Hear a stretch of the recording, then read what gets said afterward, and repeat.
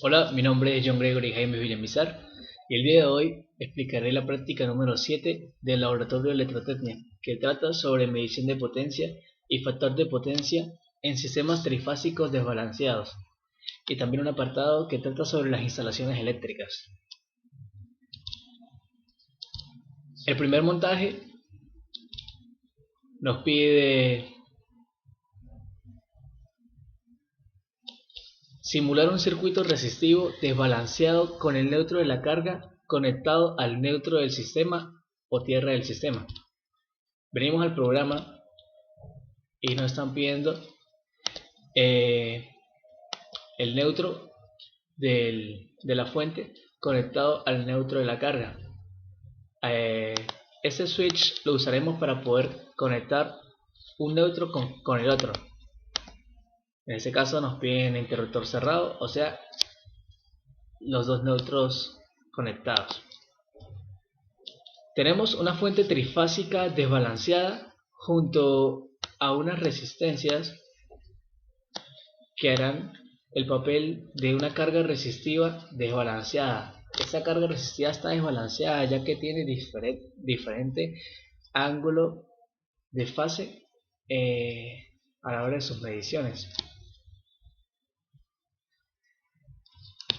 Ok, corremos el circuito número 1 y observamos que la lectura del batímetro 1 nos está arrojando 100 watts y un factor de potencia de 1.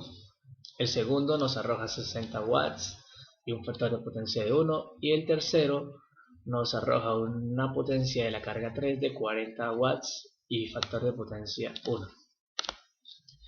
Estos son puntos de prueba donde podemos conectar o medir, los voltajes e intensidades de corriente e incluso la frecuencia.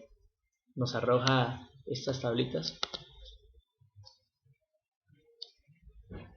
También nos pedían cada una de las corrientes y voltajes de este circuito con el neutro conectado a tierra. Entonces observamos a través de multisim la magnitud y la fase de cada una de las probetas instaladas previamente. En el montaje 1.2 nos piden ejecutar el mismo circuito, pero esta vez con el interruptor desconectado. Así el neutro no está conectado al neutro del sistema. El neutro de la carga no está conectado al neutro del sistema. Procedemos a desconectarlo y observamos que automáticamente la carga, la potencia de cada una de las cargas varía.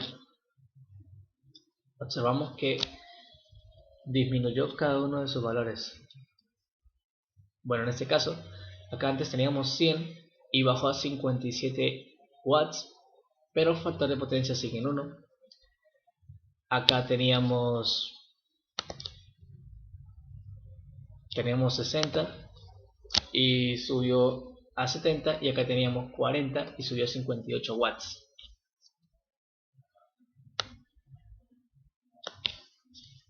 El siguiente apartado de la práctica, acá tenemos la magnitud y fase de cada una de las corrientes y voltajes que pasan a través del circuito visto antes. El montaje 2 dice: efectúe la simulación de cada uno de los circuitos cuyos diagramas investigamos previamente en el apartado 9 del prelaboratorio, donde el primer diagrama que nos piden ejecutar o circuito es una luminaria con interruptor sencillo desde un punto. Paramos acá y vamos al montaje número 2. Y tenemos un interruptor sencillo conectado a una luminaria. Vemos que al interruptor estar abierto no permite el paso de corriente a través del circuito para poder encender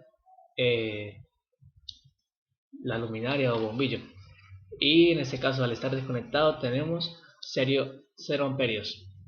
Pero si conectamos el circuito, observamos que automáticamente pasa o cierra el sistema y puede pasar la intensidad de corriente, y tenemos una corriente de 0.833 miliamperios, o en este caso 833 miliamperios.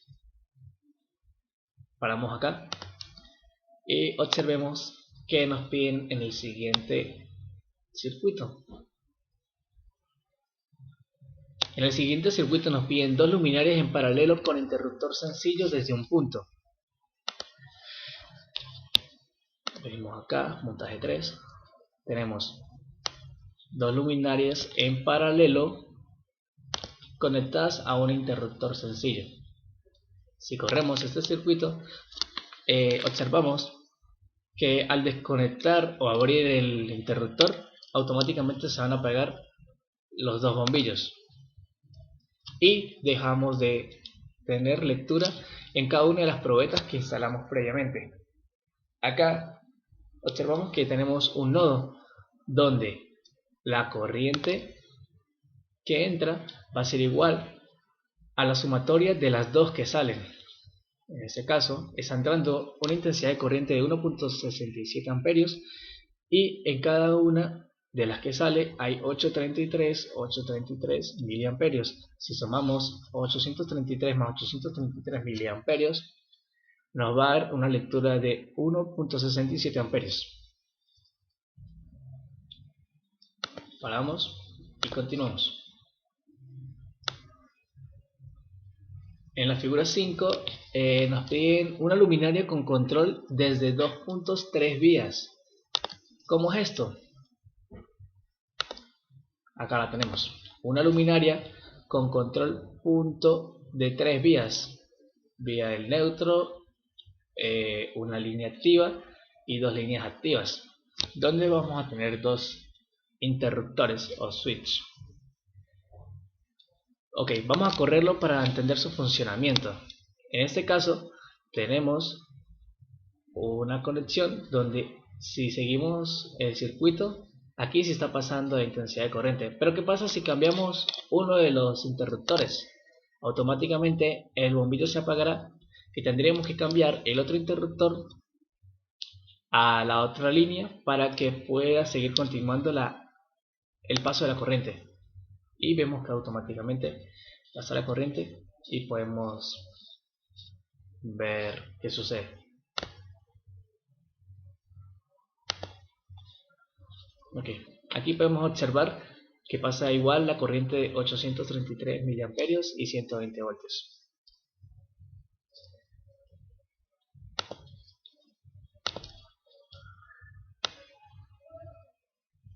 La siguiente nos dice dos luminarias en paralelo con control desde 2 puntos 3 vías.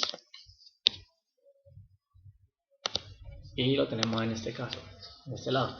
Dos luminarias en paralelo conectados a dos switch en 3 vías. Como les había explicado antes, una línea activa, otra línea activa y el neutro. Acá observamos cómo pasa la intensidad de corriente. Tenemos un nodo donde se repite. La corriente que entra va a ser igual a la sumatoria de las corrientes que salen. Y observamos que pasan 120 voltios por cada uno de los puntos de prueba. Si lo cambiamos, ya... es que tenemos que correrlo, disculpa. Si cambiamos uno, ya se apagarían las bombillas. Y habría que cambiar el otro para que siga el proceso.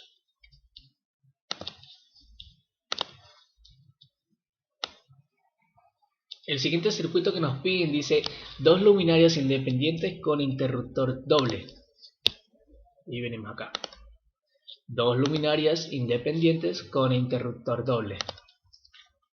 Tenemos entonces la fuente de 120 voltios con dos interruptores independientes con dos luminarias independientes, donde en este nodo vamos a dividir la intensidad de corriente para esta línea de este bombillo y para este otro.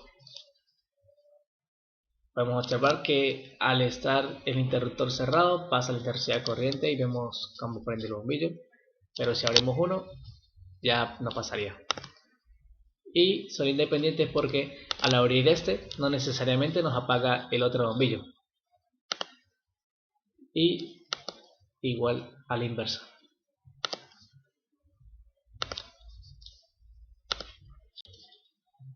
El siguiente circuito nos pide 3 luminarias independientes con 3 interruptores triples.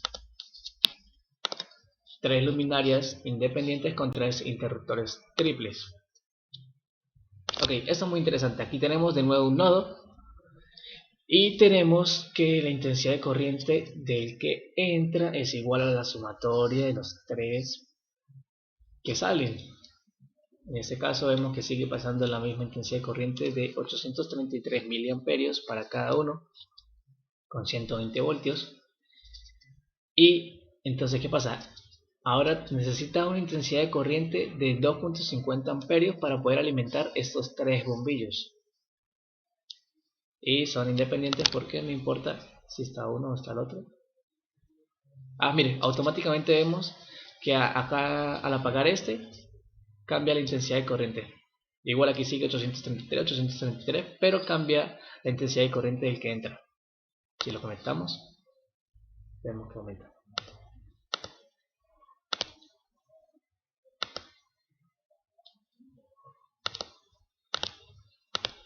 Ok, paramos y el siguiente nos dice timbre con pulsador. Para este caso, en este programa multisim no tenemos un timbre o no tenemos cómo simular un timbre, entonces usaremos de igual forma un bombillo o luminaria para indicar cuándo está el paso de corriente, y suponemos que mientras el bombillo está activo es que está sonando el timbre. Entonces tenemos el pulsador que al hundirlo vemos que al hundirlo hace contacto entre cada una de las líneas y permite el paso de corriente, y tocaríamos el timbre, por así decirlo, y sonaría el timbre. En este caso, como expliqué antes, lo demostramos con un bombillo para ver cuándo es que pasaba la corriente y hacer la simulación. Bueno, esto fue todo por el día de hoy. Es algunos casos de simulaciones de luminarias que podemos ver en nuestros hogares, como por ejemplo cada switch para cada bombillo, o incluso un mismo switch que prende varios bombillos. Y pues con estas simulaciones podemos observar cada uno de sus comportamientos y división de corrientes y voltajes. Muchas gracias por su atención.